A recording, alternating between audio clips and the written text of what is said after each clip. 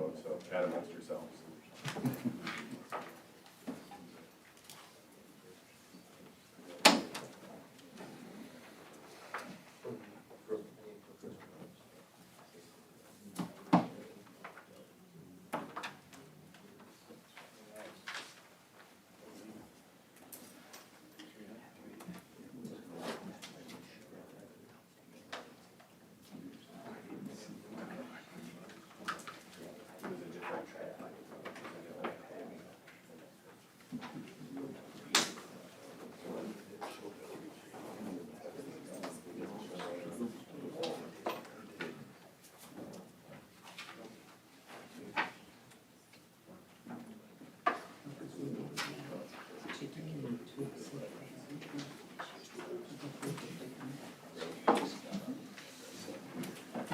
Still got the 350 in there. It's allocated. So we add that back in, it ends up being 981 and change.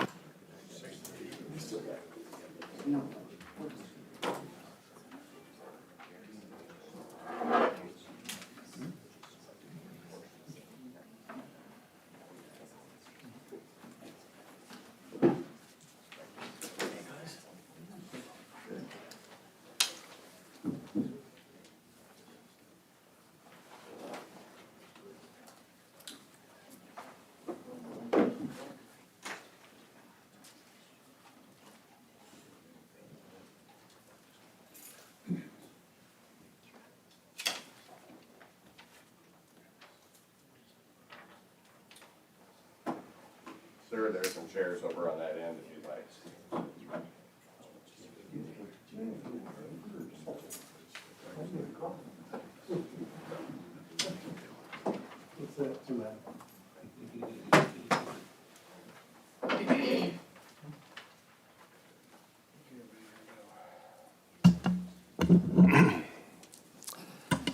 Good morning, everyone. It's 10 a.m. and we're going to start the meeting.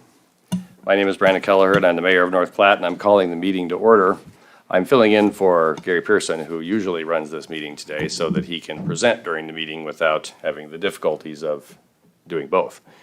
There is a copy of the Public Meetings Act back there on the wall, roughly above Mr. Steele's head right now. So if you're needed, it's back there. Notice of this meeting posted in 3 public places. There is a wrong date on the agenda due to copying and pasting error. It was actually done on June 28th of 2021, just so everybody's aware. This meeting, this first meeting we're going to have is the North Platte Northwestern Energy Economic Development Fund Committee. And then we will flow from this meeting into the North Platte Quality Growth Fund afterwards. We will review the NWE Economic Development Fund from the City of North Platte. And in the agenda, in the meeting notice, there is the document that is the Economic Development Policy and Annual Contribution of Northwestern Public Service. If anyone has any questions or thoughts on that. And we have Dennis here with us from Northwestern, so thank you for being here today. We appreciate you joining us. Thanks for inviting me. He represents North Platte, Kearney, and Grand Island, is that correct? That's correct. Okay, so he's a regional person. Thank you for being here. Bill, do you have anything to add on the review of the document? Nope, nothing further on my end. Questions, committee?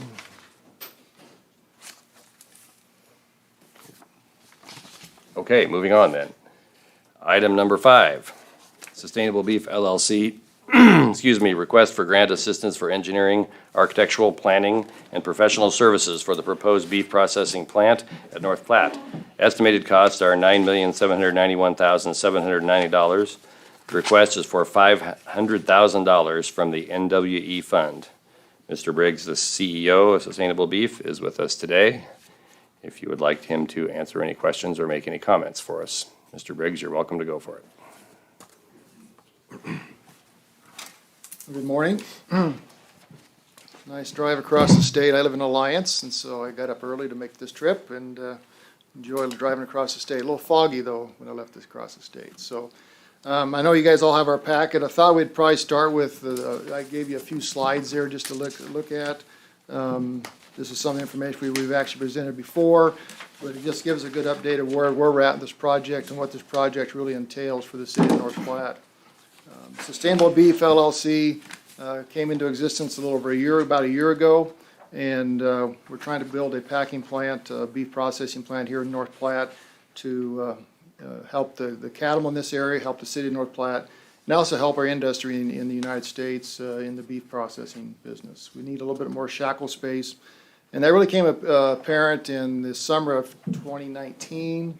There was a fire in Kansas, Holcomb Fire. There was a Tyson plant. Overnight, about 7,000 head a day disappeared from processing. And that really disrupted the cattle supply of the cattle going into the plant and across not just that plant, but across the whole industry.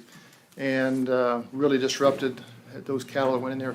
Many cattlemen had to wait 3 to 4 weeks to get their cattle shipped if they were ever ready. And it really started putting a light on what was going on. Just by chance, our governor's been very supportive of going overseas, doing international trade work. That fall, he was in Vietnam as well as Japan. One of the local ranchers from Tryon, Rusty Kemp, was on that trade mission right after this had happened, and they were talking on this problem in the industry.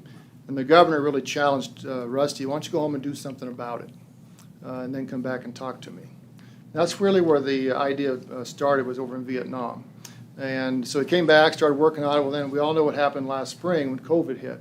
And the beef industry then, not only did it disrupt, because we had to shut the plants down because of COVID, some of the plants, not only did it disrupt the supply of cattle going into the plants, it also disrupted the beef supply at your local supermarket, local steakhouse. In fact, if you went to your local supermarket to get a ribeye, you may not have only not gotten a ribeye, you may not have gotten any beef at all. Because the supply chain in beef is really short.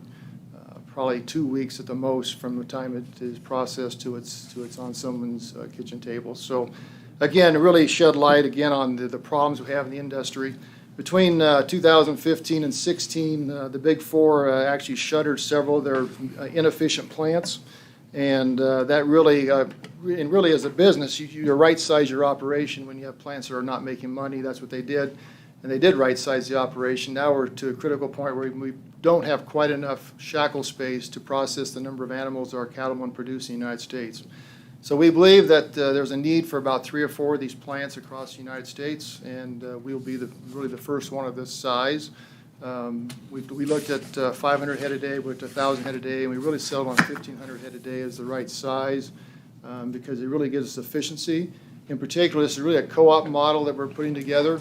And so really all the brain trust is going to be right here in North Platte, be local. And we're not going to be paying for somebody in Minneapolis or Greeley or Colorado. Everything will be right here. And that's pretty important because when you look at a 500 head a day plant, we're going to have the same overhead, whether we did 500 head a day or 1,500 head a day, we're going to have the same overhead. We're going to have a CFO, we're going to have an HR person, we're going to have the same management staff. So 1,500 head a day just makes us much more efficient so we can be competitive in the marketplace. So last summer, we came up with the idea of let's try to put this thing together. We came up with what I call the 3 C's. And we needed a city, we need cattle, and we need capital. So when we approached the city of North Platte last August, they said, you know, we really would like to have this asset in our community. It really is going to give us another industry besides the railroad and other things you have here, another complementary business. We're not duplicating something else that's already here. And they really encouraged us to look at North Platte, and they said, we have the site for you. And so as we looked at it, my first thought is, do you want to build on an old sewer lagoon? But actually, the more we thought about it and talked to our consultants, it really was a very good place to put this plant. It's downwind from the city, so if there's a smell, it's downwind from the city. We're right next to the wastewater treatment plant, so we can actually discharge our water once it's been gone through our own anaerobic ponds.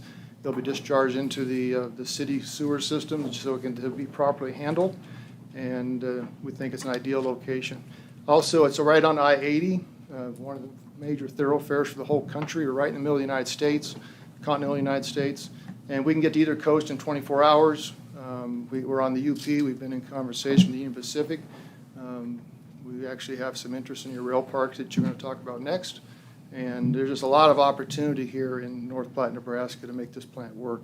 So the city of North Platte stepped up and said, we want the plant. So the cattle supply, we live in the cattle country. Lincoln County is one of the top 5 counties in the nation for cattle production. Sandhills, we produce a lot of good cows, a lot of good calves, and we also feed them those cattle here with Nebraska corn. So we think the Nebraska story is very, very prevalent across the world. Nebraska beef is well known in Japan as well as the Pacific Rim as quality. And everybody we've talked to in the cattle industry has indicated that Nebraska beef is the best beef. No doubt about it. We produce the best beef. So we have a leg up on any other plant that's not in Nebraska. So the cattle supply, we already have, we're going to kill about 400,000 head a year. That's about 25 to 35% of what Lexington does for comparison, considerably less, but a nice size plant. And we are going to process some cows, something the Big Four does not do. That's something as we work through this plant, we really have found, we think there's a need for this area to process some cows. Also, cows work well into the fat cattle realm. We can take all the fat off the fat cattle, mix it with the lean beef off the cows, and it goes into our ground beef room and really makes this a really robust ground beef room and something the Big Four does not do. So we have the 300,000 head of fat cattle we need for this plant because we're going to process about 100,000 cows. We have 200,000 of those already committed to the plant, which is really pretty impressive. 2 years from processing our first animal, and we already have 2/3 of the cattle already committed. Our founding feedlots, they actually produce enough cattle. They actually can fill that void if we need them to. We actually, again, going back to the co-op model, we actually are trying to keep that 100,000 open for more cattlemen to have an opportunity to participate, because we do think it's good for the industry for people to participate in this plant and have a good community effort to supply beef to this plant and also help spread the profit back to our members. So the third piece is capital. This is a very capital-intensive business. Our first thought when we started this project, we want to be a co-op. Unfortunately, I cannot get that much capital from just the cattlemen. It's about a $400 million capital stack we're working on. We're going to borrow half that money, so I need $200 million of equity. I can get about 30 to 50 million from the cattlemen, is what from our soft circle, as I've talked to people. We don't have firm commitments because I have to abide by the SEC laws, and until I have a PPM to present to them, I really can't. I can't take their money and I can't take the signatures till we get that done. But we've had soft circle people that said, hey, we're very interested, and we have 30 to 50 million dollars there. So we will have some outside investors. Most likely, it'll probably be a pension plan. Will come in as a major investor to help put this thing together. The Farm Credit System has indicated they will finance the operation, and so really everything is really lined up. I have engaged a firm called Lincoln International. They will help us with the capital stack and help us get all the legal documents done on this capital raise. This is a major project for us as well as anybody in this industry, and we're right in the middle of that process right now. We expect that to come together, as well as the final bid on the construction should all to come together this fall, probably sometime in September is our expectation, sometime this fall, and then that's when we would break ground. We also need to complete our TIF application because the TIF financing is very important to this project, and that's about a $30 million piece to that capital stack, and we hope to have that started probably in the month of August. We are working with our attorney on that process. We have that just about ready to be submitted, but we have, as of today, as you're well aware, we've not submitted that yet. But that's where we're at with the 3 Cs. We're very excited. We're very lots of excitement around this project. We've talked to all the major players in the offtake agreements. There's lots of interest in this project, not just from the cattlemen, from the whole industry. A lot of people are watching this project to see if this is going to work. In fact, I had one very large corporation flat out tell me, we've been watching your project to see if you're going to make it. It looks like you're going to make it. Now we want to talk to you. And it's interesting because actually our consultants advised us that early on, do not sign an offtake agreement like 3 months ago. They said because we have the best beef, we're going to have the best product coming out of this smaller plant. People will fight for this product. And that's what we're starting to see. We're starting to have numerous people calling us, wanting to know how they can participate. So things are going very well. The plant is exit 179. You're all aware where that's at. 1 mile north of I-80. Great location. Newberry's a very good highway. I believe it's also under a schedule to be made a 4-lane, I believe, with the state. Very good location. North Platte, you're all aware of North Platte, shrinking population. As I talked to Dr. Hansen at the schools, he's very excited about this project because hopefully we can get some more students back in our schools. You guys have a very nice high school here. My kids play sports here, so we always enjoyed coming here to play. And but he says, you know, over 100 kids less per year at 10,000 a student.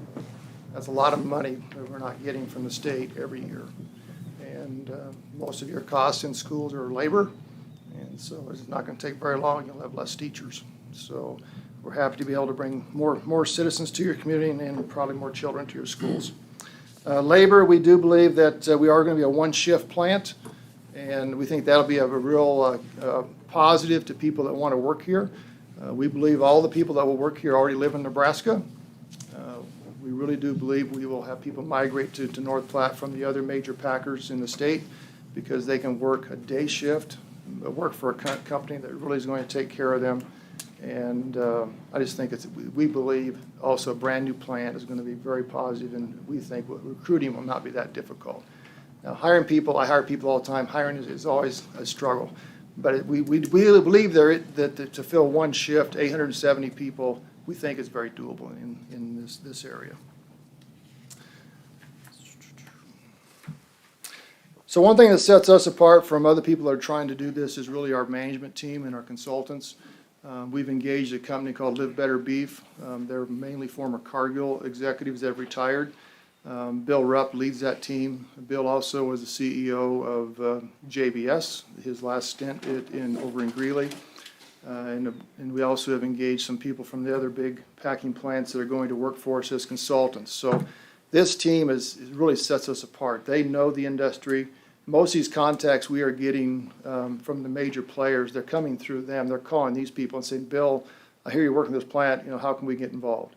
And that's really important to have that connection. They also are the engineering team that are working with Schmeckley Brothers, who will build our plant. And also they're the ones interacting with our engineers such as HDR and Olson. They're doing the engineering work on this project, and there are brains on how this works. And that really sets us apart from our competition that are out there. There's a lot of people talking about these things, but these are huge projects, very difficult projects to get done. I'm very happy to have these guys in our team. I learned a long time ago in my career that if you want something done, anything worth doing is worth doing right. And if you want to do it right, you need to have the right people doing it. And I think we have the right people doing this, whether it's Schmeckley building the project, it's a Live Better team and Bill Rupp and his guys providing expert advice, or even our attorneys. We use Mike Bacon here locally, and we're using Mike Hupp in Omaha with Coley Jessen. We have the right people working on this project. So the big numbers, 400,000 head a year, 875 employees. The cost of the plant today is $325 million. When we first started talking about this last summer, late summer, that number was 236. And the reason it went up, we all know, is because building costs went up significantly. And so that's also another reason why I engaged Lincoln International, was to make sure I could generate the right amount of money to build the capital stack to get this deal done. We're very confident it's going to happen, and our goal is, the reason we're putting this application in today is we've got to keep everybody working towards the goal so we can break ground this fall. If we miss the fall breaking ground, that puts us back about 6 months, and every month really counts. I mean, the quicker we get to market, the quicker we can get things flowing, the quicker we can get people's cattle in here, the quicker we can get money flowing through North Platte. So we really need to continue that process. And then Ernie Goss did our economic impact study, which will be part of our TIF application. And in that, he talks about $1 billion benefit to the city of North Platte every year. So that's a significant number. He estimates right at 2,000 employees will be added in the whole city. So more than what we have at our plant will be added throughout the city and ancillary type businesses. So we think, again, very positive for your city and for your schools. With that, I'd take any questions.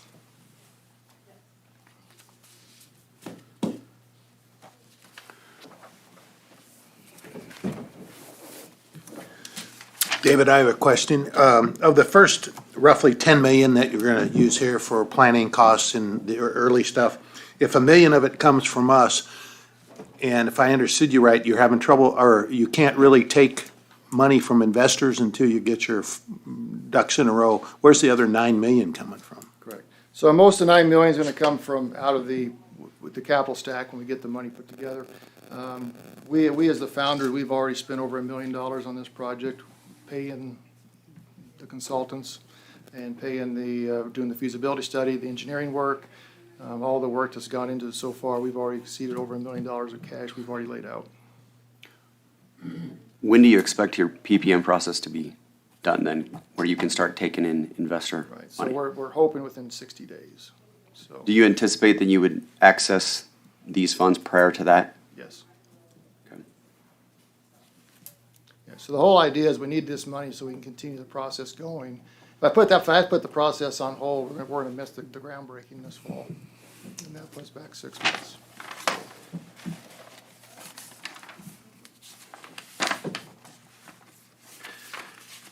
Got a question on the jobs numbers on your application here. Excuse me, and it probably ties in with another question I've got as far as completion date. And maybe you referenced it and I missed it, but you've got 20 jobs listed in the next 18 months. The numbers I've seen, 850, 875, something like that total. When's completion date? Can you explain this jobs differential here? Right. So the completion date right now would be the fall of 2023. We think it'll probably take 18 to 24 months to build this plant. So if we break ground this fall, roughly the fall of 2023 is when it should be operational. And we're not gonna be at 875 on day one. It's probably gonna take us another year to get to that level. So we'll probably be at about, I think the number is like 200 in the first 3 to 6 months. And then we'll add another 400, and then we'll add another 400. Add 200, then we'll add another 400 the last 6 months to get the 800. Okay, thank you. So one thing that's come up is housing, is, we're giving the people that want to do housing, and if I was doing housing, I wouldn't probably change my plan, so I see us break ground.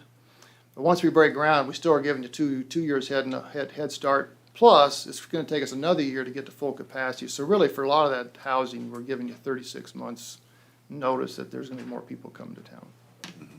Okay. There's been concern about the environmental impact. Could you speak to some of the regulations that you will be required to follow and the impact studies that have been completed or will be completed? Right, so that's something that our consulting firms and it will handle all those pieces. Like HCR is handling all the anaerobic ponds and all that work, and they're working with the city on those topics. We're in the middle of doing all those projects right now, and so that's the best answer I have. I have a lot of experts who are doing that work. We will abide by the laws, and but other than that, I don't have a list to go down to say exactly what all we have to do.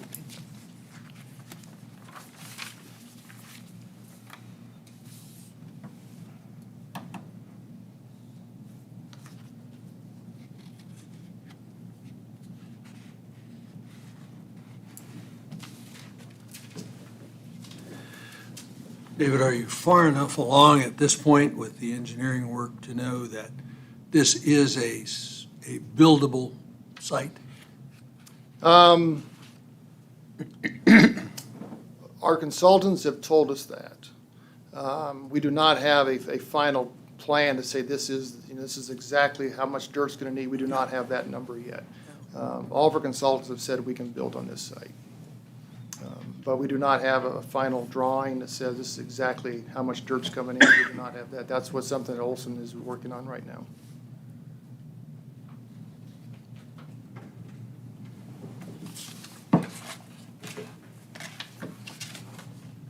When do you anticipate that? Before we break ground. So I would hope so, but. Right, so again, 60 days, we would expect to have that number, because right now we're in July, right? So if we go, say by end of 60 to 90 days, we should have that information. But we have to do the work to get to that point.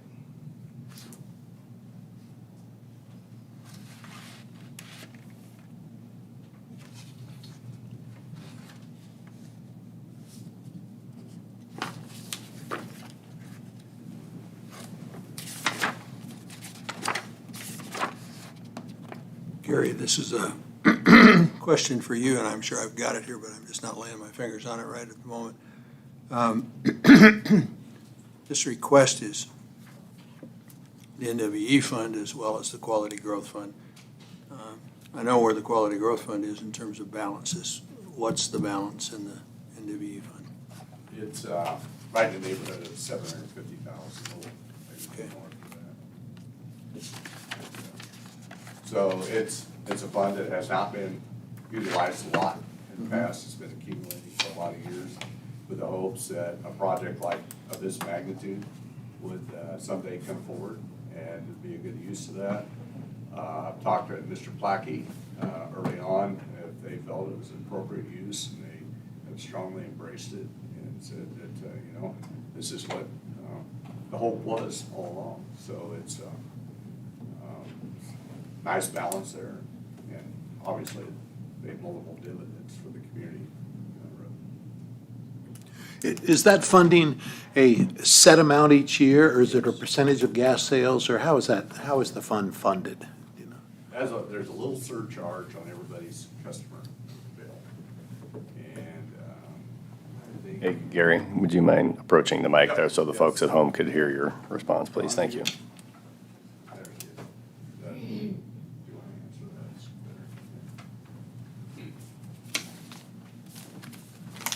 that? Yes, it is funded on a consistent basis, $47,500 annually, and funds come to the city on a quarterly basis. So if this adds more gas volume, does that payment go up? That does not, It's fixed then? yes. Thank you. Your next question is, does your gas bill go down?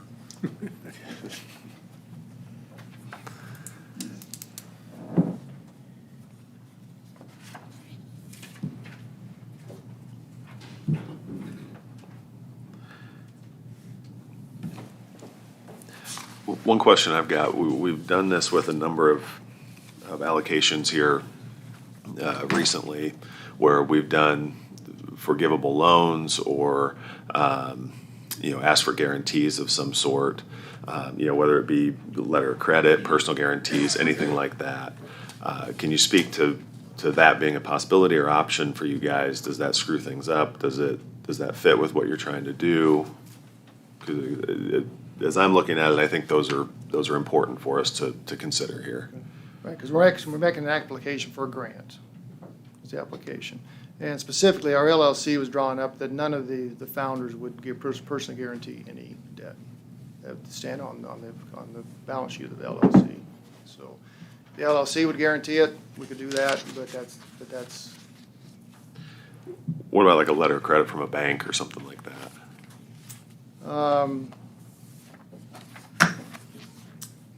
Well, so it's not a grant, or, I mean, that's really the question is, we're making a grant application, so.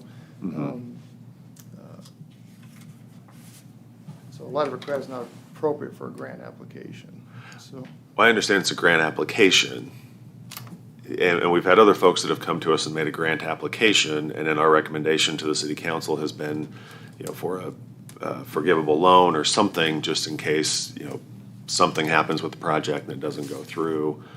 We're not out there having $1 million hanging out there that we just lost because the project didn't go through for whatever reason. So that's where my question's coming from, I guess. So, so we didn't come a year ago. I didn't come 6 months ago. We came now that we think the project's gonna happen. And we've already extended a significant amount of money to make sure this thing happens. I mean, your money's not the first money in. I understand And that. so, if you want a letter of credit, we can get that, but we won't get that for 90 days. So.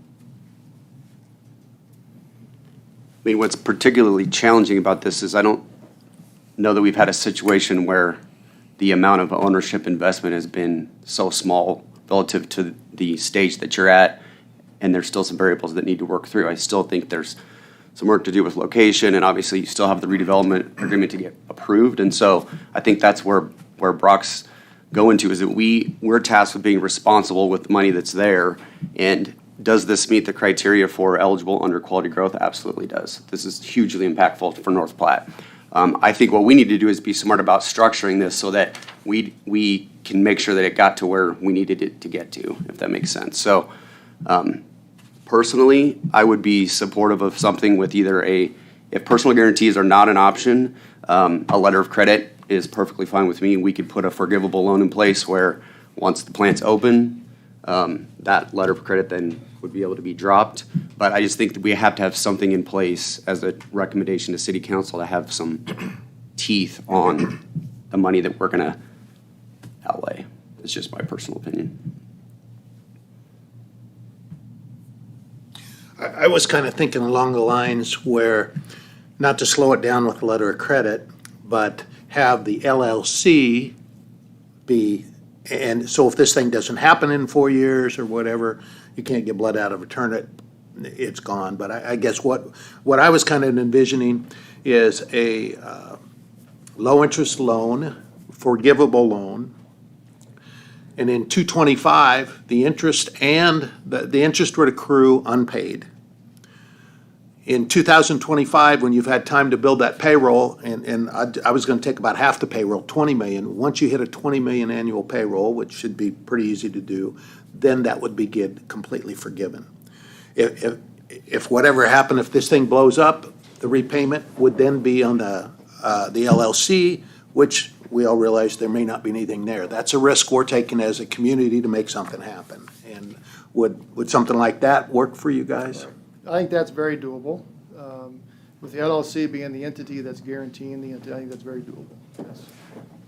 I think the LLC would be the borrower, Right. correct? Right. And what you're thinking there, so I hear what you're saying. We still run the risk though of $1 million in cash outlay, 6 months from now, as a worst case scenario, it doesn't come to fruition. We're still investing all this money with no real Right, result. but we have local investors that are doing 90% of that, about 9 of the 10 million, so we're all in this together, so to speak. That's why my question earlier, how much skin is there in the game on the owners?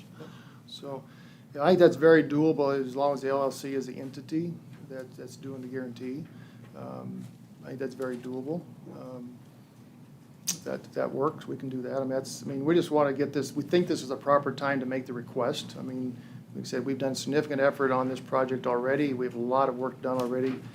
We believe this project is going to happen. That's why we're here now.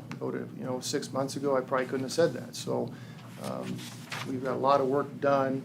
We believe this is going to happen. So that's why we're here now. If you want that type of we'll change it to a loan that is loanable from the LLC. I think that's a possibility. That is very, very doable. So.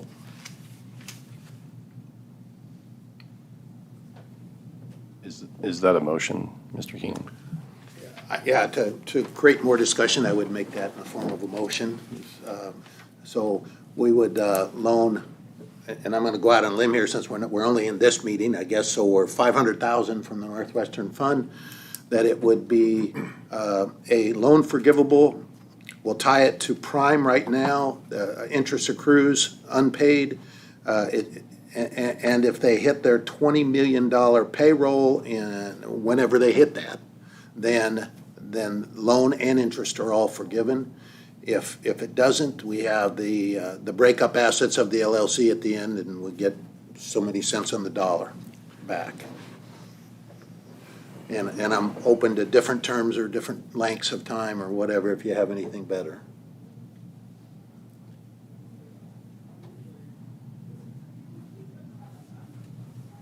We would have to have a second to proceed.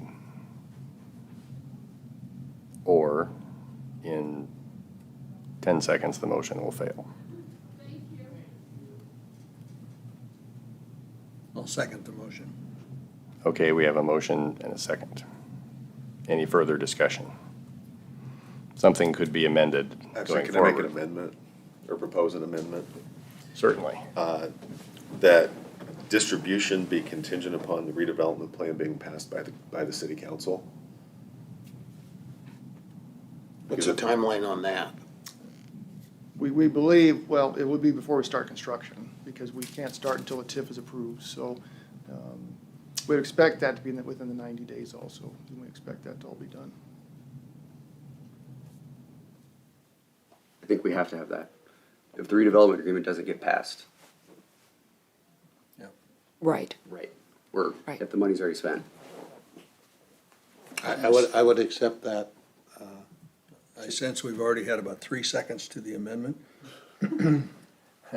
So we have a motion, then we have an amendment. So do we have a second to the amendment motion? Brock's amendment. I made the amendment. I would second that. Okay, there's a second. Okay, so any discussion on the amendment? Sorry to be formal, guys, but, you know, That's fine. that's how we have to. I just do it. have concerns about it being an unsecured note. Do you see issues with just getting a simple letter of credit with us with Colorado Growth as the payee until you would reach the point of forgiveness? I do not see a problem with that, it'll be 90 days from now before we can get that. We really kind of wanted to make sure we could keep everybody working towards the project, so we could get the project to break ground this Sure. fall. So what's the timeline that you expect the redevelopment agreement to go through its process? Well, we would expect to be in front of the planning commission in August, is what our plan is today. And so, And so, it'll be September, I believe is the process. It'd be the middle of September, no, there's another week in there, so it would be the first council meeting in September when it would likely come to council. Assuming that it goes to planning commission in August. Otherwise, it would be a month later. right. So it's close. If the funds can't be accessed till the redevelopment agreement gets approved anyway, I'm not sure that the 90 days is, it's close to the same amount, yeah.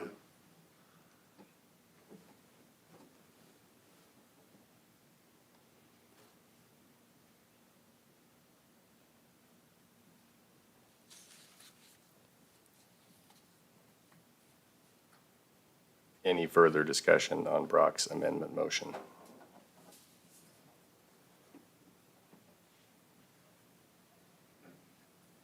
David, if we follow this, can we still get into that construction period that you're trying to do? I believe if we get the money following the redevelopment, I believe we will do this.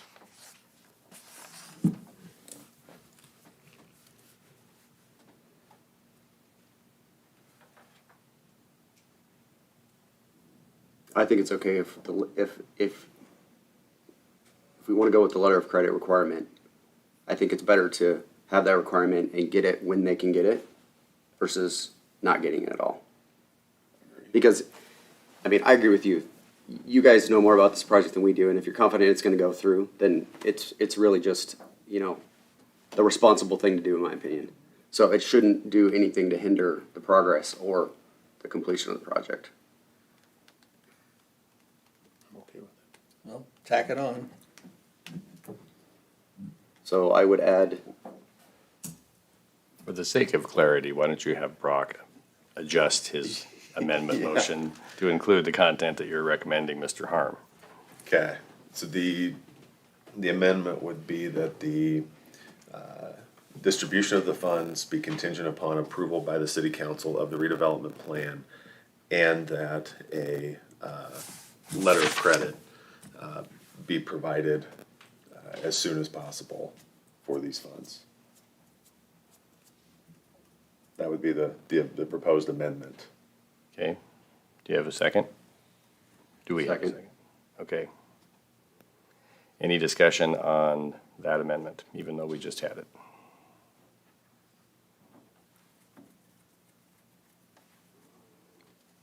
Okay, seeing none, we will now vote on including the amendment by Mr. Worrell. Are you ready back there, Cassie?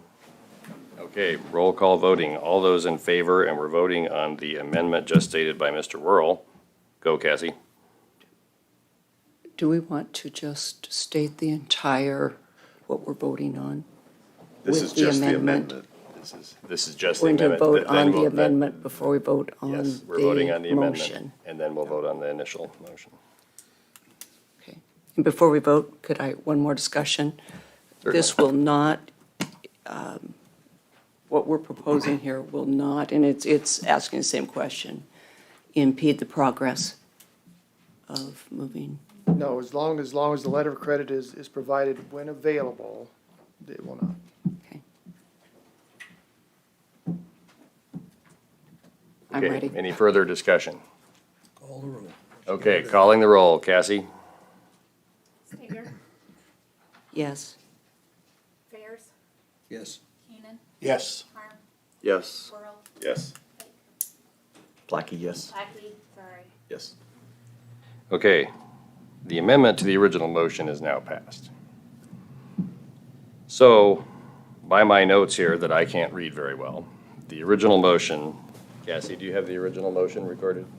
No, it's gonna be Trish's. Oh, sorry, I realized Bill's doing it. Okay, so the original motion is recorded here, says a forgivable loan at prime interest rate. Loan is forgivable at $20 million in payroll, both interest and principal, with the amendment that the funds will not be contingent upon redevelopment agreement approval by the city council and a letter of credit from lending institution provided once a letter of credit is available. Is that the principle of what everyone has said? Okay, is there any discussion on that since we're back to that motion? So one question I have is there public discussion on this? Is this amongst us? I'm not sure procedurally where we're at here. And I'm assuming that question would come up later. So, We can provide, excuse me, we can provide for public input if someone wants to say something, yes. okay, I wasn't sure. I know we're open meeting, so I didn't want to close that door, so. Okay. So you'd like me to ask for public input prior to making this vote, is that what you're saying? I think it may be wise. Okay, that's fine. Mr. Briggs, have a chair. Okay, thank you. Okay. We have approximately 20 minutes prior to 11 a.m. So we'll entertain public comment on this particular motion and vote for about 20 minutes.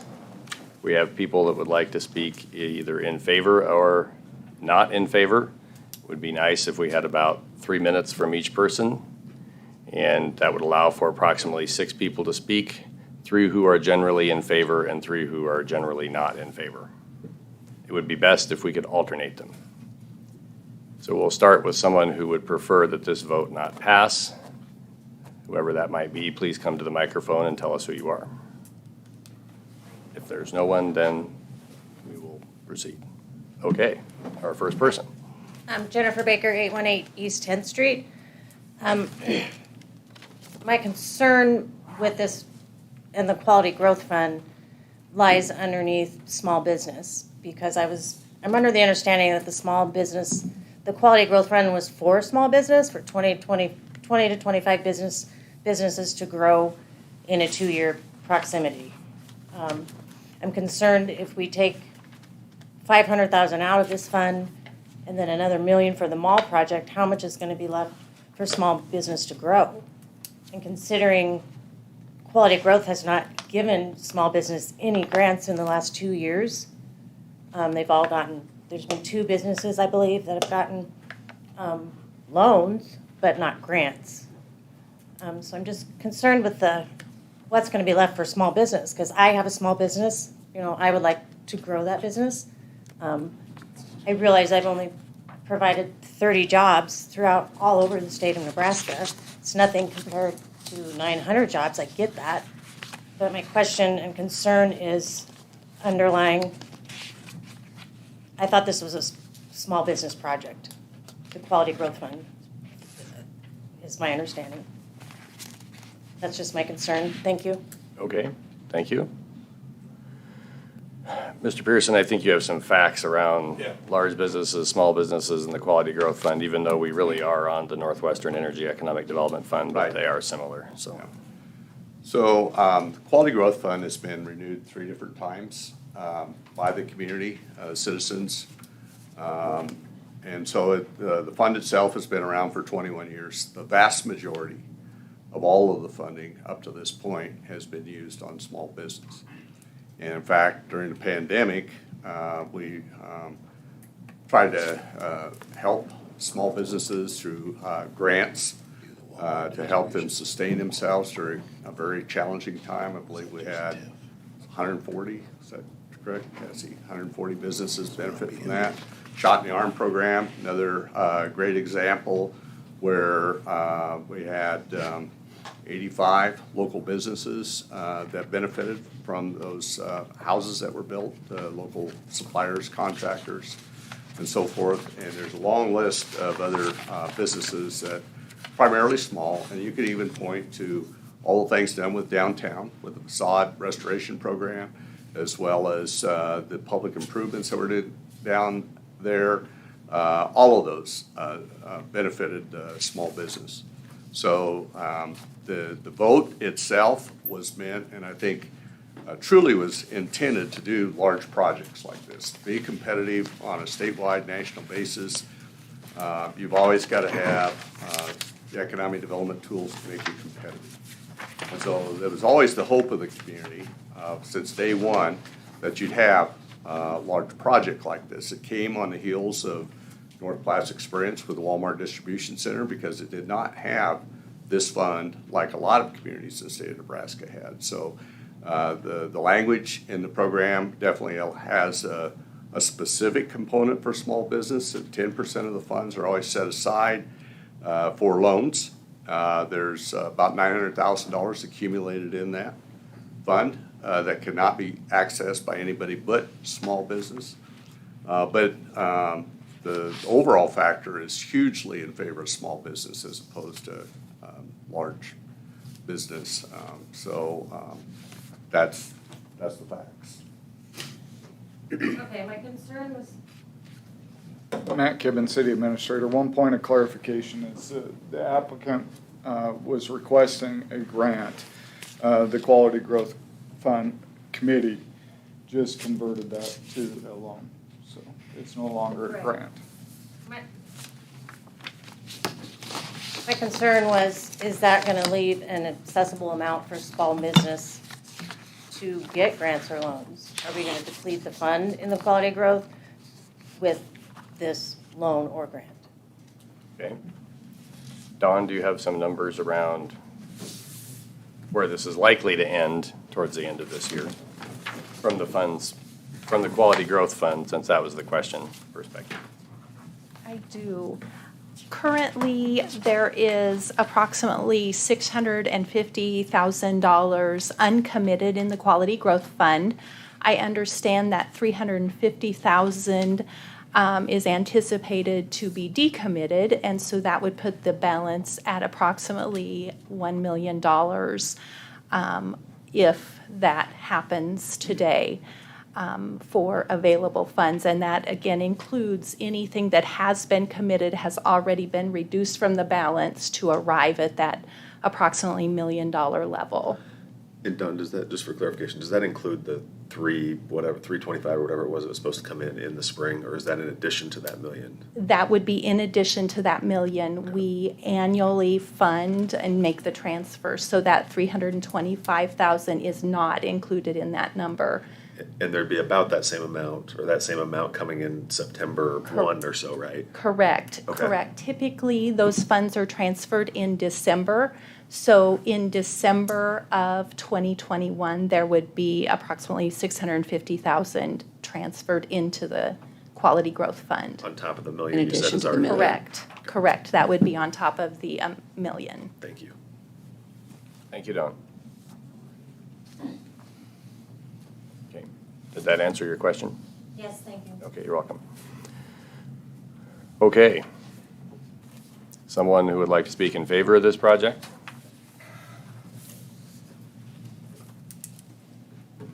Gary Pearson, President and CEO of the North Platte Area Chamber and Development Corporation. Our organization is very strongly supportive of this. Our board of directors has unanimously endorsed it. We've been working side by side with the company for many weeks, many months. We see this as a game changer for North Platte as far as the economic impact. And I can tell you, as somebody that has been involved with economic development most of my professional life, There, you could work on economic development projects for the next 50 years. And I strongly believe this. You'll never find a project that's going to have the type of economic impact that's a better cultural fit for cattle country than this particular project. We appreciate the fact that this investment group has embraced the partnership with the city of North Platte, and a lot of people here in the audience, in fact, are really strong chamber supporters, and they've been very engaged in this and followed it all the way along, and we're ready for the challenges moving forward, and create a lot of excitement in North Platte, and being able to actually move the population needle, and it'll have a spillover effect that's going to be tremendous. We've had a number of companies, ancillary companies, that potentially are going to be engaged with this project, and they're patiently waiting on the sidelines to see what happens, but they also plan to invest in North Platte as a result of it. Thank you. Okay, we're 1-on-1. Someone else who would prefer to speak against?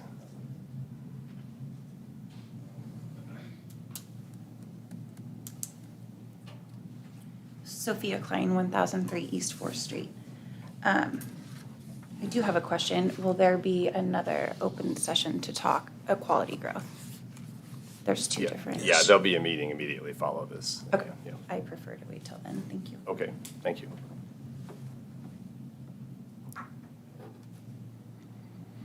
Anyone else wishing to speak? I have a question. Mrs. Fugate, please tell us who you are, even though we know you. Dee Fugate, 1671 North Long School Road. Okay, thank you. I've been listening to this, and it sounds like this project started long before you told the people of North Platte. And you were pretty much had your I's dotted. The day you said they're going to do this, you gave us a date, the dirt's going to be dug, that the schools are going to be wonderful. I'm going to say something. I'm going to ask the board. I don't even know if this is the place to be asking this, but rumors are that a non-disclosure agreement was signed while all this was going on, before you announced it to the people of North Platte. And all I want is a yes or no. Because if you don't answer me, I know I'm right. It's a rumor. I just want to know something about it. Well, I can honestly say I'm, excuse me, completely unaware of any non-disclosure agreement. Is anyone on this board aware of a non-disclosure agreement? I'm unaware of a non-disclosure agreement. Should I be asking then the city council? You're welcome to ask the city council whatever you'd like, but I Because- believe you'll get the same response, but Because let's if this does come back to haunt you, you're not going to like it. I'm sure. Like I said, I'm You're completely saying no. unaware You're of saying it. absolutely that you're not aware. I'm not aware of any non-disclosure agreement. Okay, then why was the people of North Platte not informed on this, about this, long before the date that you finally announced it? And when you announced it, just a week later, then the lighting came up, and it just like boom, boom, boom. And the people of North Platte have not really, you said you would give us a time to voice our opinions. It hasn't happened. Then I want to know when you're going to announce it, maybe put it great big in the paper, because the people don't know, these tiny writing in there that we're having a meeting. Well, as far as I know, we're consistent with all the required public announcements. Todd, how many articles have you written about sustainable beef in the local paper? I would prefer not to be speaking at a public meeting, being the person who's supposed to be the fly in the ointment, just simply reporting on what everybody else is saying. I will say that if you go to nptelegraph.com and you put in the word sustainable beef and you put in my last name on it, you will find probably between 12 and 20 stories since March 18th that have referred to this project in some way. Some with more detail than others. The most recent one, of course, was a week ago on Sunday. I think that's much as I should say in a public meeting. Thank you. I was, as I was listening here to how wonderful this is gonna be for the city of North Platte, who is it gonna be wonderful for? The investors and the owners? And then you're talking about giving out grants and funds and money to support this company. Why can't they do it on their own? You're saying, no, they can't. But would you do this for any other business? That's why I want you to think twice. There's no freebies out there. And it looks like this company's being given and given and given. And you're talking about forgiving loans and are we that desperate in North Platte? Slaughter plants, I have some research on it here.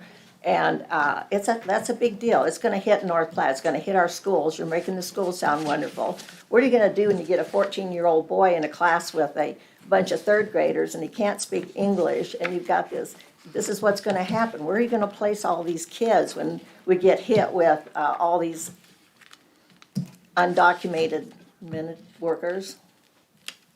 And it goes on. What are we gonna do with the crowding of the hospital? You keep saying, we've got plenty of room, plenty of room, plenty of room. I don't see how you're coming up with your figures. But I'm not against the project. I think that it's gonna change North Platte huge.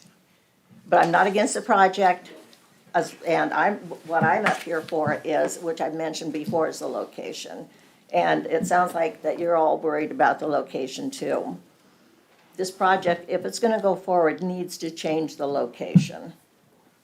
And there are several, like the horse plant back there by the sale barn. You could blight that, but where you're putting it is very dangerous. And you're talking about the odor not going east, north, south. It's, you've got, This is good. I'm sorry, you're about 4 minutes, so. Others have had longer than that. It's just that this project is kind of stinking, to put it blunt. And so what I know this is about giving them the money today, but I would think twice about it. The people of North Platte shouldn't be saddled with a lot of debt, and there shouldn't be a lot of forgiving of anything. If they're gonna put this plant in, let them do it with their own money. Thank you.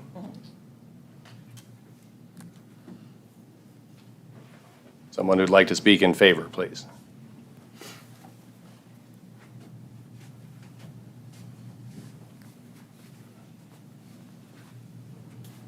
Good morning, Trey Wasserberger here, 3230 East Watts Road, North Platte, Nebraska. Yeah, you know, this is, it's a beautiful thing for North Platte, guys. The best part about being on a board, and I commend you all for what you're doing. My dad's a state senator in Wyoming. I've watched him my entire life be thrown in front of the public in the fire. But the best thing about being on these boards is you get to make great decisions, right? And the most beautiful thing about this decision is it's going to impact those that come after us, and our children. And we have a hard time in agriculture retaining our children in this community. It's something that nobody has quite figured out, but these kind of facilities have done that. And these children, you know, not only just for men, unfortunately we flip a coin when you're born, and if you're a male, you get to stay. And we flip it again if you're the first of the second one, the first one gets to stay. I'm that second son. I left northern Wyoming because there wasn't an opportunity there for me. I have 2 sons. Let's create that opportunity for them. Today. It starts today. Nothing has shown more commitment from Sustainable Beef. This shows commitment from both sides. Let's make that decision today. Let's start that today. Thank you. Do we have someone else who would like to speak in opposition? My name, Doyce Williams, 1003 East B Street here in North Platte. sustainable beef is a flowery term. I mean, if it looks like a slaughterhouse, smells like a slaughterhouse, and sounds like a slaughterhouse, it ain't no $1 million hotel. Those of us who live east of the Craft State Office Building will testify that we are not downwind of the sewage lagoons. I'm old enough to remember the rendering plant where it used to be, and I'm opposed to polluting the air where my children grew up and where my grandchildren come. I'm not against the plan either. I'm against building it within 3,000 feet of 4 major hotel rooms. You beat a tourism drum with one hand, and you build a slaughterhouse a quarter mile away. Not one word has been mentioned about holding pens. They talked 1,100 head a day being slaughtered. Now it's 15. What are they going to do with the byproduct? At 1,100, that's 11,000 gallons of blood a day. How are they going to dispose of that? Do they dehydrate it and haul it away? And if they do dehydrate it, where does that smell go?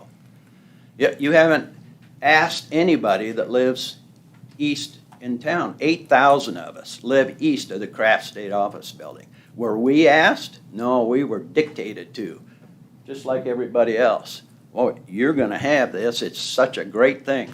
I can't speak on the huge numbers, and I'm hurrying here, huge numbers that you guys deal with. I can speak about living where I do. If you don't live east of the Craft State Office Building, it's no big deal. If it's such a great thing, why don't they build it in McPherson County? Build it in Alliance. I got a couple addresses in my head that in Lincoln I think it would look good in. It's hard for me not to get emotional about this because I don't like being dictated to. Nobody in this room does. And now we got this hurry up mindset. Let's get it done. I mean, that sewage lagoon is still public property, isn't it? Yes, it's owned by the city, that's correct. They keep talking about, oh, we're going to break ground. They don't own the ground. How are they going to break ground on property they don't own? And if somebody walks into your office tomorrow and offers you $100,000 for an abandoned sewage lagoon, are you legally bound to accept that offer or at least consider it? You can't save the property for them. They don't have dibs on it. It's city-owned ground, still. Thank you for your time. Thank you. Could I have a minute, please? Certainly. I know the bell just rang, so.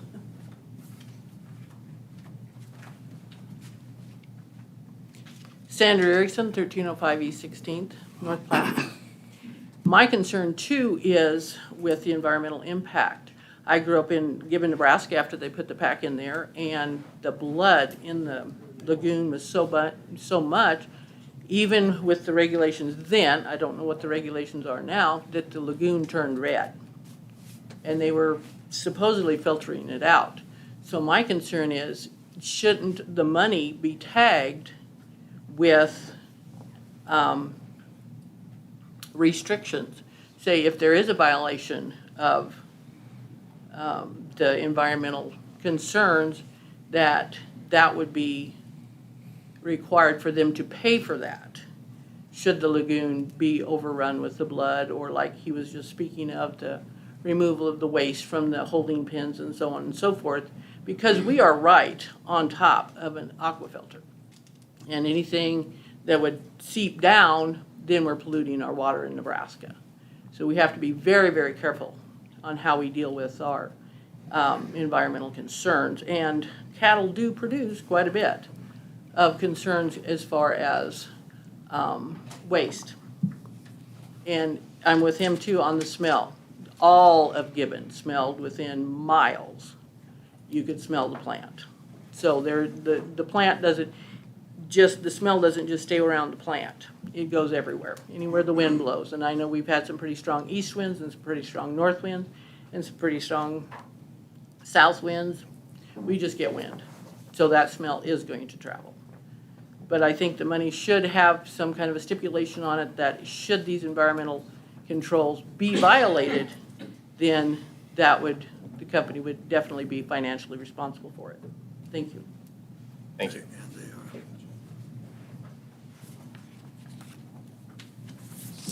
Someone who would like to speak in favor of the project? Please.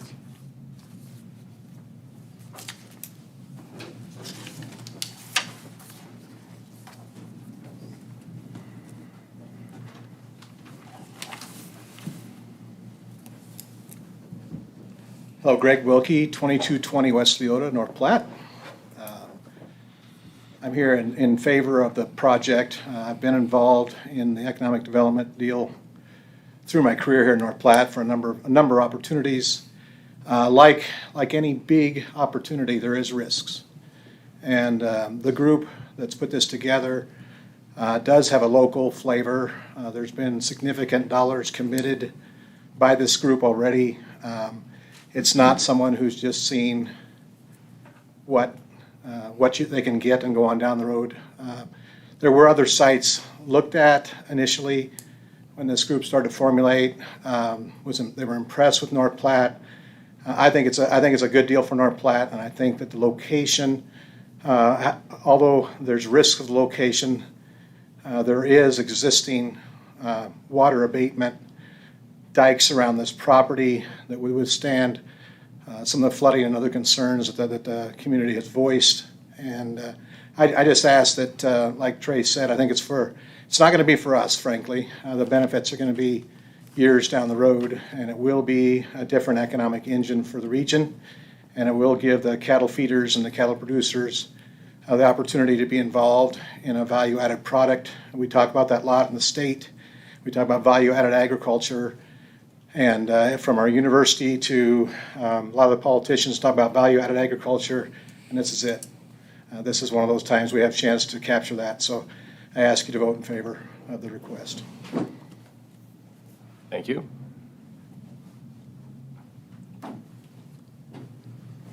I have a box full of, Okay.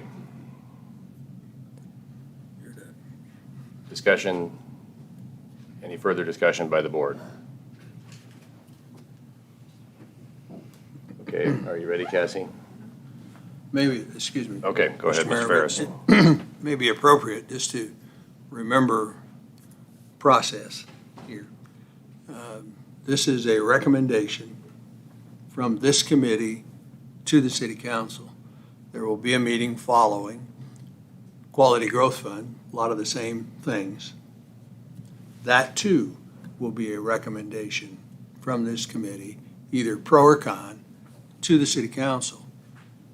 Ultimately, the city council has the final decision upon whether to grant these funds, but it's nowhere are these people excluded from any of the regulations that are out there for similar type projects. And they are the people who are responsible for meeting and abating or correcting anything that goes wrong with those particular regulations.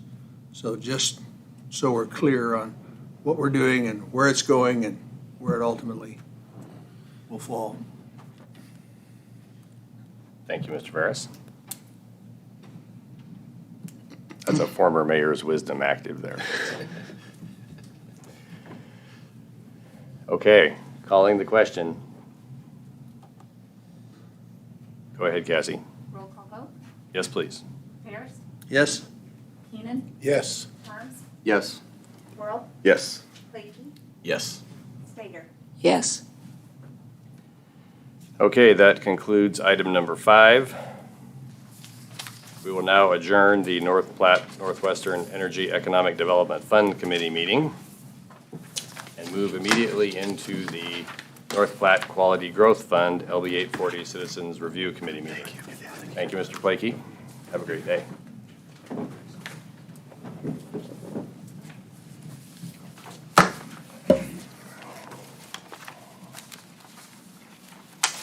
Okay, let the record show that we called this meeting officially to order at, looks like 11:07 by that clock back there, depending on where I put my bifocals, somewhere in that vicinity. And calling the meeting to order, there is a copy of the Public Meetings Act back there, still above Mr. Steele's head, so in this corner of the room. Notice of the meeting, 3 public places at city offices, public library, and county courthouse was put in place on June 28th, 2021. There is a typo in the agenda, and published in the North Platte Telegraph. At this time, we would consider approval of the April 20th, 2021 Citizens Review Committee minutes. So moved. Second. Okay, motion by Ferris, second by Keenan to approve the previous minutes. All in favor, roll call vote, please. Keenan, Yes. Harm, Yes. Whirl, Yes. Sager, Yes. Bears. Yes. Previous minutes are approved. Item number 5, review Quality Growth Fund financials and acknowledgement of releasing request of $350,000 loan for Nebraska Land Days organization. Don, do you have anything to add here? I don't. Okay, thank you. Does that require, do you want a motion on that? I believe that'd be the most wise. Okay, I would move that we accept or release the $350,000 loan and put it back in the general fund for the Quality Growth Fund. I second. Motion by Keenan, second by Stager. Thank you. Any discussion on that item? Seeing none, roll call vote, please. Harm, Yes. Whirl, Yes. Sager, Yes. Bears, Yes. Keenan. Yes. Okay, item number 5 is concluded. Moving on to item number 6, Sustainable Beef LLC request for grant assistance for engineering, architectural planning, and professional services for the proposed beef processing plant in North Platte. Estimated costs are $9.7 million plus. Request is for $500,000 from Quality Growth Fund, LB 840 Fund. We have Mr. Briggs, the CEO, who we heard from approximately an hour ago, still with us. Do you have anything to add since your last showing, Mr. Briggs? I do not. Okay, thank you very much. Mr. Mayor, I would move with the same motion that we moved previously at the Northwestern Public Power, the same terms, with the same Same motion? amendments. Yes. Okay. You have that motion in place? Okay. I'm going to restate your motion, Mr. Keenan. Is that all right with you? Thank you. Okay. The motion is for a forgivable loan at prime interest rate. Loan is forgivable at $20 million in payroll, both interest and principal, contingent upon redevelopment agreement approval and a letter of credit from lending institution provided when available. That is the motion. I would second that motion. Motion by Keenan, second by Stager. Discussion by the board first, and then we'll take public comment. Nothing has changed since the last hour? Okay. Again, we'll go for about 20 minutes or so, public comment. Last time we started with those who were against this motion. This time we'll start with those that are for. So if someone would like to speak in favor of the project, please approach the microphone.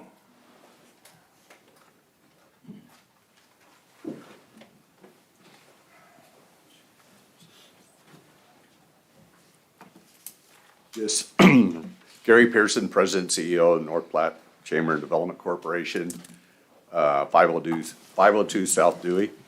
Just reiterate my previous statements that our organization, which represents approximately 600 businesses in the community, as the Board of Directors has unanimously went on record in support of this project. Thank you.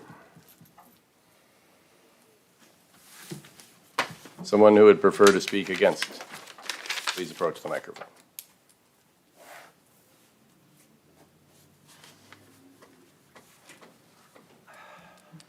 Joyce Williams, 1003 East B in North Platte. It all depends on where you live, whether you're for this or against it. It's hard to argue against the financial impact, but there's an impact to people who exist in North Platte already, taxpayers. Taxpayers that are gonna foot the bill for this. In one breath, they're telling me that they're gonna break ground on property they don't own, and in the next breath, they got their hand out wanting 500 grand. And a $4 million share of our highway expansion, that's 22 million. As I understand it, our share is 4.2 million. And I'd like to talk about the environmental impact too. 1/2 of 1% of the blood that will be produced in one day on an annual basis, one spill would be over 17,000 gallons, or dehydrated. That's a smelly situation, and I've been in those before with dehydrated blood. Well, the point I'm trying to make is they paint a bright picture, but they're not going to be here to endure the consequences. They're going to go back to McPherson County or Alliance or wherever and bring their cows to North Platte, drop them off, they get slaughtered. We deal with the mess and the smell and the expense. Our waste treatment plant, as we speak, is at 75%. Are we going to be responsible for building another water treatment plant to handle the overflow for these fellas? I'm not against the plant. We all like a nice juicy steak, just not outside the city limits of the community where I live. 5 more miles out in the country would make all the difference in the world. Thank you. Thank you. Anyone would like to speak in favor?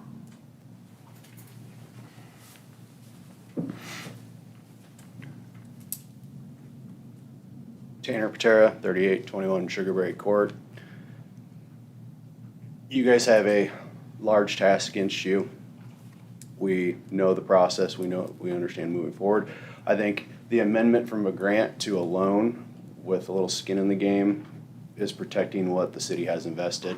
I mean, this money is to stimulate the economy, to get the town moving forward. We did this for large businesses like the mall recently. We did this for, was it over 140 like beauticians here in town with quality growth. Last year is what we stimulated the economy with COVID. So we're trying to do everything we can to help both. I'm personally in support of the project. I mean, I understand that is it the sexiest project that's going to make North Platte the best place ever? No. But in this long term, is it going to have more good than bad? Yes. I'm also currently the Chamber Ambassador President, and the Chamber Ambassadors as a group is supporting this project wholeheartedly because we believe in growing North Platte. We all understand North Platte is a little stagnant. North Platte needs some stimulation. This, along with the rail park we're going to talk about in a little bit, which is another amazing thing that could be happening, or what this town needs to grow. So, thank you. Thank you. Someone else who would prefer to speak against? I don't know if this is Sophia Klein, 1003 East 4th. I don't know if this is so much against, but I've done some research on quality growth. Actually, I have been checking into quality growth for last year, and it had nothing to do with this project.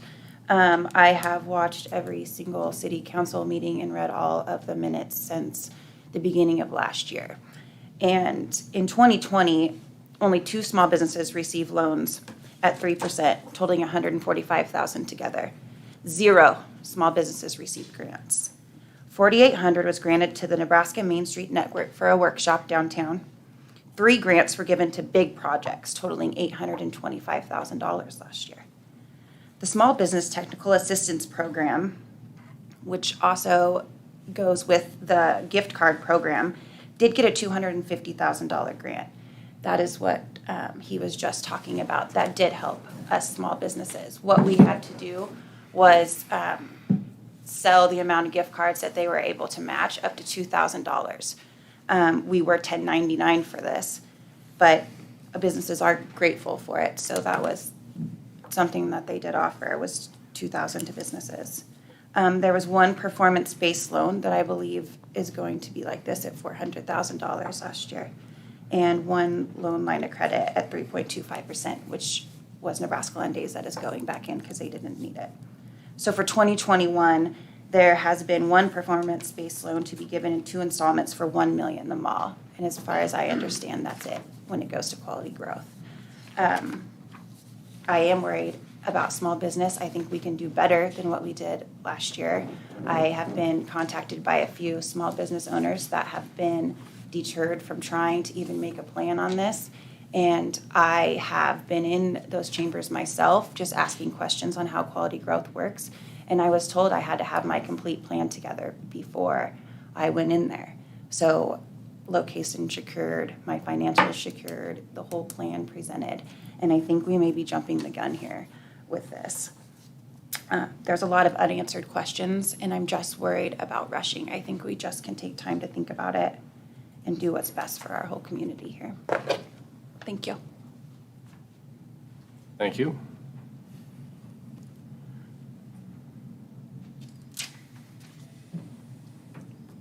Someone that would like to speak in favor of the project, please. Alan Erickson, 3220 West Leota. I've only been around here 40 years, so I'm kind of a rookie.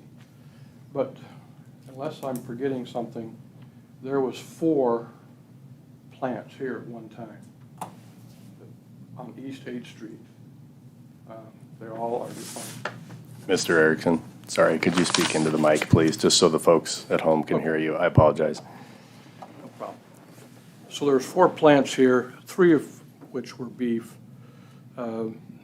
They failed for whatever reason. Maybe the big 4 killed them, I don't know. But so we've had plants here before doing the same thing. So they got to be somewhere, and they got to be economically feasible or they won't work. So a lot of planning has gone into this. A lot of people that are looking at, fortunately they picked North Platte as the site. They could go somewhere else, no question about it, but that would not help North Platte. And I don't know how many people here are in favor of lower taxes, but the only way we can get lower taxes is to spread the base to a higher pool, so everybody pays their share, and we have a bigger base. 40 years, took us 20 years to get the Quality Growth Fund. And I was fortunate enough to help try to lure businesses here, bring them here, and we had no money. We had no money to even help anybody. And we were beaten by Gothenburg on a regular basis because we couldn't match or help people get started. Sometimes things are not perfect in those applications, but in this particular case, it's just right for North Platte. So I would urge you to support it. There'll be some kinks, there'll be some problems, but together, we'll work through them. And it'll be, I've had experience in Garden City. Garden City was brought up, that particular plant. I roofed about half of it in my early days, and they still are. And in fact, they were involved in putting back the fire damage. But I've been to the beef plants many, many times, and there is some issues with them, but they're improving them all the time with better technology. Just like everything else, technology is getting better, more environmental friendly, all that stuff's going on. So I would assume with the regulations that are in place, this plant will also follow or exceed those recommendations or requirements. So let the people that are professional deal with that. We always have questions as the public, but we have to believe that our system is effective. And I believe it is. So let's get this done.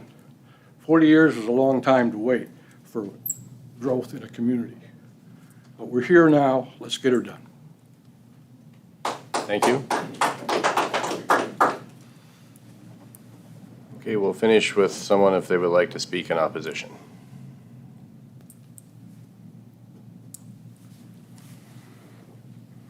Jennifer Baker, 818 East 10th. I just have one quick question for you, and I don't know if you guys answer this or City Council, and a question for David.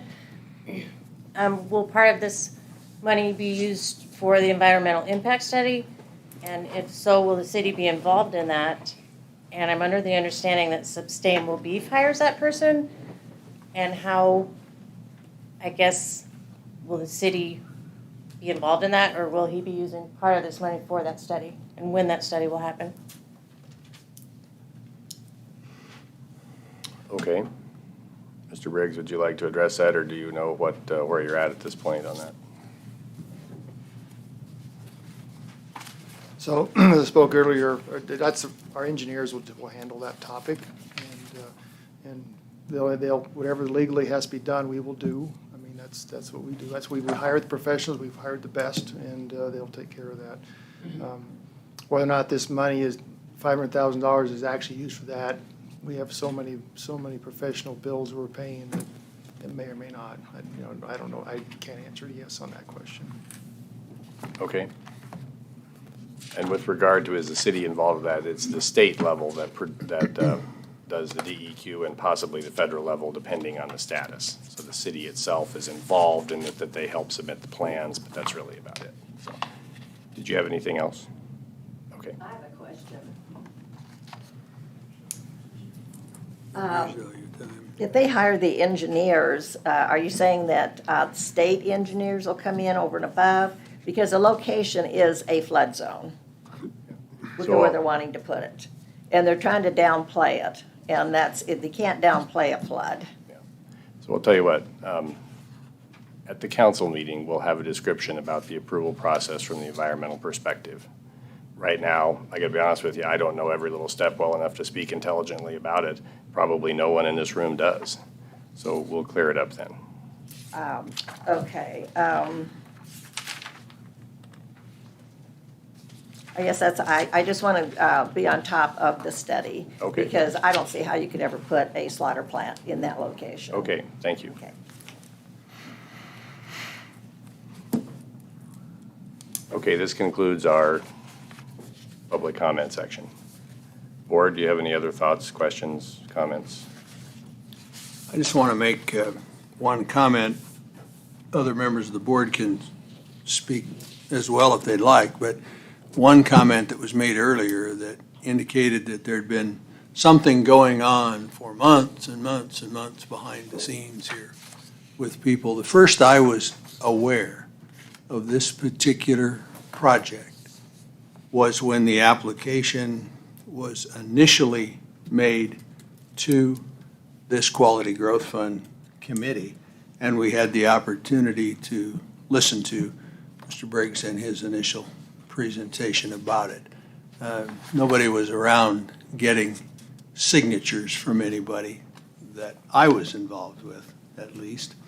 And I just wanted to make that very clear that it's been a very public process as far as I'm concerned, and it's followed the necessary patterns. Thank you, Mr. Ferris. Anything else? Okay, we have a motion and a second, and we've had discussion. Last opportunity for discussion. Roll call vote, please. Cassie, if you would. Yes. Whirl. Yes. Stager. Yes. Bears. Yes. Keenan. Yes. Harm. Yes. Okay, item number 6 is concluded. Moving on to item number 7. Rail Park Development Funding Request for North Platte Area Chamber and Development Corporation for $200,000 commitment for each of the next 10 years to be used as local grant match on requesting state grant funding assistance provided by adoption of LB 40 by Nebraska legislature. Mr. Mr. Pearson, fill us in on what we're doing here. Hey, Gary Pearson, President, CEO, North Platte Area Chamber Development Corporation, 502 South Dewey. Provided the committee with two maps. One map shows the proposed design of a rail park near Hershey, Nebraska, about 8 miles direct to the west of North Platte. And the other one shows the proximity to the village of Hershey. Little backstory on this. Historically, because of the uniqueness and the traffic congestion at Bailey Yard, it was very, very difficult for the Union Pacific to ever grant access to a potential industry anywhere in Lincoln County. It was just a fact of life, even though it was kind of an unwritten policy. You have some access that's grandfathered in from years and years ago, like grain elevators, that kind of thing. And then occasionally, Sutherland Ethanol Plant, the Greenbrier Rail Services over near Hershey, which was a direct subcontractor to Union Pacific. So when I first moved to North Platte, I had come from a community that had a very good rail park, industrial rail park. And so I understood the value of what rail access could mean to recruiting industry into a community. So we had in our world, we you got some problems? Or? Go ahead. Mr. Keenan kept hitting the microphone. Oh, okay. I was just trying to figure out what it was. Sorry, Gary. No, we're good. We often get requests for proposal. That might come from the Nebraska Department of Economic Development, could come from the private industry themselves, could come from a third party that represents a company that they want to remain anonymous, or our public power friends, NPPD. So we would get those proposals, and a lot of times they would ask for rail access. Well, we always had to check the box no. We couldn't provide that. We'd always try to still sell them on North Platte and Lincoln County with truck transportation, but a lot of times you were out of the game before you even started. Just since the time that we started talking about this concept, and we haven't seriously marketed it yet, but with the media reports and so forth, it's amazing how many inquiries we've received in regards to the rail park itself. I think right now we have about 8 proposals out in front of companies. We've had 2 that made on-site visits here, both agriculture related, very, very serious. One's involved with sunflowers, another one's involved with corn. Obviously liked the concept, worked closely with the village of Hershey. He has to be involved if this comes to be. And our board of directors has made a huge investment of time and energy to move this forward, recognizing the fact this would be something very unique for North Platte and give us an opportunity to do some things in North Platte and Lincoln County that historically has not been possible the last 50 to 60 years here. We sit down with the Union Pacific leadership due to their new precision scheduling, some of the automation they've done, the diminished traffic because of the coal industry there's not as much coal being moved in today's world. So they embrace the idea that we threw out the concept. We sit down with them to every location in Lincoln County that we thought potentially had promise, and kept coming back to the Hershey site as the most logical. It was the closest we could put it to North Platte, where obviously most of the workers would eventually wind up living. And it just, all the pieces were starting to fall together. We reached out to Dennis Steffes, who's a landowner in that area. He also is very bullish on trying to help the local economy and diversify our industrial base here. So we have 4 of his parcels under contract.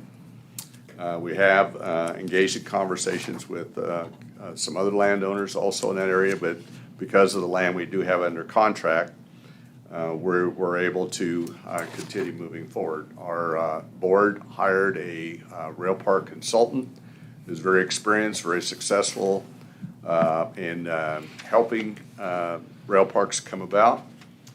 So that's in process. And then while we were talking about it, Senator Groney embraced it. Worked with him on some legislation that wound up being part of what's now known as LB 40 to provide rail funding. We had support from about 20 different organizations, several statewide associations that supported our effort with that legislation. And the conversation with the Revenue Committee, they truly embraced it. And in fact, they said, we need to put more money into this, which just doesn't happen in the legislative process, but they recognize the great need and the fact that other communities other than just North Platte may like to also pursue this. So the formula that was adopted, the first $2.5 million of investment we made, the state will match that 2 to 1. $2 for state money to $1 local money. Anything over and above that amount, they would match 5 to 1. So we anticipate as that becomes law towards the end of August, there will be an application process. We're not sure of all the rules of engagement yet or what the qualifications are going to be. We just have a reasonable guess on proceeding forward. And we're trying to get all of those things done and figuring out our costs, the utilities that would have to be upgraded, access issues, and so we're trying to be as prepared as possible. But it will be a very competitive thing. It's part of the language in the bill says first come, first serve. So it's very critical that we have something that we could show that there's a local financial commitment to this. The return on that investment will be significant in the future, not only with the grant dollars, but the type of industry that we're able to recruit there and continue to diversify our economy. So we're very, very encouraged where we're at. And so knowing that the Quality Growth Fund is a 10-year plan, and we're asking for a $200,000 commitment for 10 years. Obviously, this will be reviewed annually with the committee to make sure, and the city council, make sure that the funds are there, but at the current time, they are there. And so that's what we're bringing to you today for your consideration, and we'd like a commitment now because we do anticipate that applications come forward sometime in August, and we want to be as prepared as possible and moving forward and moving quickly. And I've had numerous other businesses, citizens come forward and strongly support this concept. In fact, I really haven't heard from anybody that's opposed to it. So Village of Hershey's been absolutely wonderful to work with, as has the city of North Platte. Matt has offered a lot of thought on it as well. We have a very active rail committee. We also have the head of the Union Pacific Bailey Yard on our committee. He's been working with us. The county is actually pursuing a component of this that would also add to it's called an Inland Port Authority. So there's another sister bill that went along with this that they're going to allow 5 inland port authorities across the state of Nebraska. It's also a funding mechanism that you can use to develop parks, but also open the door potentially to have what you call a free trade zone. And that's where you can bypass the coast as you ship cargo in, and you can actually do that on site, and it prevents a lot of the tariff hassles that companies have. So the future is very, very bright if we can get all this put together and move it forward. And we think on a reasonable timeline, we think we can start with part of the due diligence, maybe yet this fall, but certainly next spring, and getting part of it. And it will be phased in over time. We would not engage in any dollars or infrastructure because you never know what that particular industry that's going to wind up being your anchor to build this around, what their needs are going to be. So it's conceptual, but it's flexible. We want it to remain that way. And then as time goes, we'll continue to phase it in. as dollars become available and we're able to recruit industry, but certainly has multi-million dollars worth of potential impact. Two companies we're working with now, one's a $70 million project, the other one's probably between 30 and 40 million. We've had some reach out to us as large as $500 million of investment. Puts us in the game.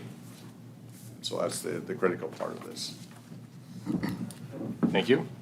Hey, Gary, does the 10 years, I know the voters just passed a 10-year extension of LB 840. Right. Is this commensurate, or does it end a year before, or how does that work? Well, the fund started, were engaged in April 1st of this year is when the plan became effect. So March of 2031 be probably the last funding request then for this 10-year plan. But The other thing, this is the first time we've ever been asked to give money we didn't have in the bank. And I don't anticipate that we would be short in the future unless we had a really bad COVID thing that really shut down. If we don't hit our trigger and don't get a distribution from the city, what happens then? Well, that's one of the reasons I said we probably should put a contingency on there that this is reviewed annually. Had we not been in the middle of a pandemic and the other plan was expiring, we'd have probably been a little more creative. We'd ask for, mandatory funding as opposed to those trigger mechanisms. It's always built on economic growth, and maybe we had upped the ante a little bit into the Economic Development Fund. But timing was not good to have that happen. That doesn't mean that, if we have a lot of success that you could go back to the voters and ask them to enhance it. But it certainly was a risk that we just couldn't take because of the circumstances. It's critical. I mean, there's probably close to 100 communities in the state of Nebraska that have an LB 840 fund, or our version is quality growth. It's a very important tool and be able to negotiate to the best that we can on behalf of the community. And I know people, you hear a lot about incentives and why did we start this and why is that important? Well, you go back to the very beginning time of this part of the world. We had the Homestead Act, the Kincaid Act, Transcontinental Railroad Act. You'd be hard pressed to find anybody in this community or anybody in this room that weren't impacted by those three incentive programs that really helped establish this part of the country. It's no different when you work with business and industry. There's people do sales for a life. There's always a commission, if you reach certain thresholds. So it's a very important part. And in rural America, you just got to be as creative as you possibly can and have as many tools in your toolbox. But in year 6 of this, we're obligated for $200,000 in 10 consecutive years. Yes. If COVID hits or something and the Quality Growth Fund is not funded from the city and we have no dollars to disperse, what happens then? We don't. Well, we can play the what if game. That's why I didn't know if there were banks that were relying on this. Well, we need it to leverage the funds, so it's got to be a firm commitment. I've had some conversations with Matt. There are some other potential resources, that we could potentially supplement it with down the line. And if we're greatly successful in securing a lot of outside private sector investment by different companies, that's part of the qualifying factors too. So in a perfect world, if we didn't have to use the money, that'd be wonderful, but we absolutely have to have the commitment to leverage that with the grant application. I don't think it'll happen, but I just wondered what the recourse would be. Well, just for clarification purposes here, what you're actually asking us to do today is set aside $200,000 per year Each. over the next 10 years. Right. With a limitation that it could only be used as local funds to match a state grant funding assistance that would come under LB 40. Correct. So we would, that's really what we're setting up at this particular, we don't have all the i's dotted and t's crossed about what's the process and all of that, but that's what you're really asking this committee to do, is to set aside those dollars and limit it. And I think it would be really wise if we said, if we're gonna do that, we'll review this set aside and limitation on an annual basis. And we also have, we were successful in getting a grant to do the environmental. So all the phase one environmentals have been done on all this property, so we know we're in good shape there. And so a lot of work and time, energy, and financial commitment from our organization has brought it to this stage. And Gary, the money wouldn't be used until a project actually came to fruition. So we're gonna use the commitment to get the state award, and then it would get deployed if we knew what it was being used for. We're obviously undergoing a lot of expenses right now too, so, but we would use it as leverage for the grant application and fully intend to, a lot of it's gonna be on paper for a while, until we get that anchor so we know exactly what the design is. And we talked to both these companies that are the most serious of all those that we talked to, that we'd love for them to be that anchor, because that would really shore up the application and bring a lot more matching funds in, which we were able to also put into legislation. So it's defined as and all other resources. So it could be public or private that will help us with that match. And it also, they put $50 million into the fund over 10 years. But they said one project could qualify for up to $30 million.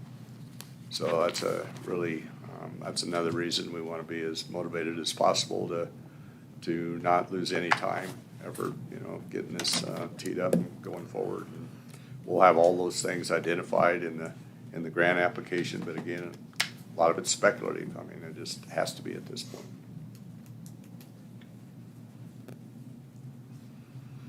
Thanks.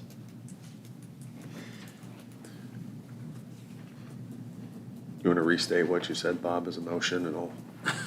Okay. Yes, I would move that we set aside $200,000 for local grant matches pertaining to LB 40. Is that clarifying enough, Gary? And that this set aside be reviewed on an annual basis by this committee. Second that. Okay, we have a motion by Ferris and a second by Whirl. Any further discussion by the board? This might be a question for Don. Do we have to accrue the full commitment, or do we just accrue the $200,000 annually against available funds left? If that makes sense. What if it accumulates? This, as you know, this is the first time we will have done something like this, should it be approved. We don't technically currently have to accrue anything from the city's perspective, because the city is a cash basis. We keep our records on the cash basis of accounting.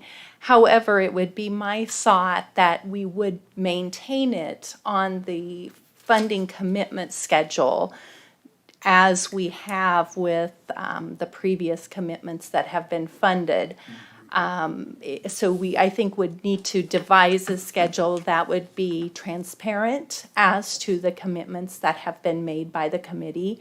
And then as it's reviewed on an annual basis, almost step that aside into more of an annual commitment then at that point.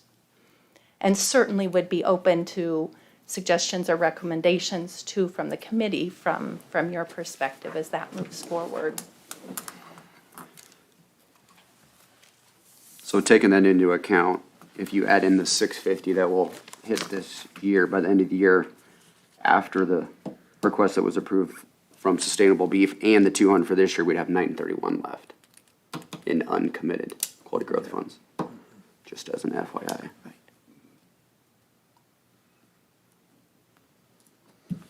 Further discussion? not, we'll enter a brief public comment period.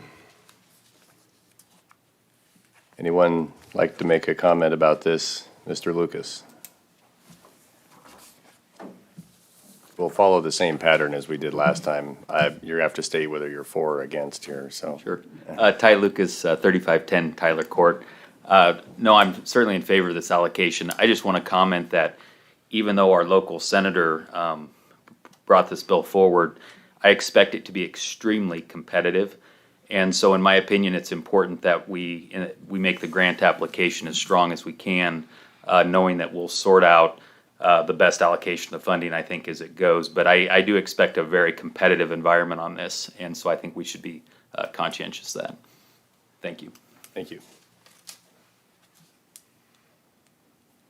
Anyone else like to make a comment? Going once, going twice? Okay. Roll call vote, please. Cassie? Yes. Ayers? Yes. Keenan? Yes. Yes. Rob? Yes. Thank you. Item number 7 is concluded. Committee, do we have any other discussion?